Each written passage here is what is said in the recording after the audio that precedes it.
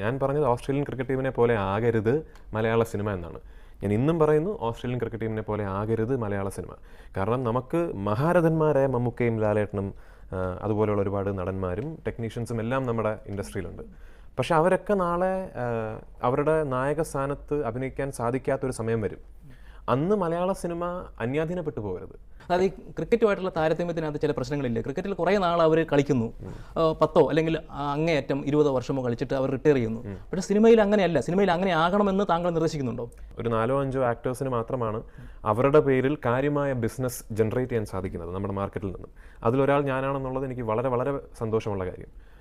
പക്ഷേ ഈ 4-5 പേർ പോരാ. കാരണം നാളെ ഈ 4-5 പേരിൽ ഒരു 3-4 ആൾക്കാർ നായകന്മാരല്ലാതായാൽ അന്ന് വാണിജ്യപരമായി നമുക്ക് ബിസിനസ് ജനറേറ്റ് ചെയ്യാൻ സാധിക്കുന്ന പ്രോജക്റ്റുകൾ മലയാളത്തിൽ ഇല്ലാതെ തന്നെയാകും. അപ്പോൾ സംഭവിക്കാൻ പോകുന്ന ഇവിടെയുള്ള എല്ലാ തിയേറ്ററുകളിലും ഹിന്ദിയും തമിഴും പടങ്ങൾ മാത്രമായി പോകും.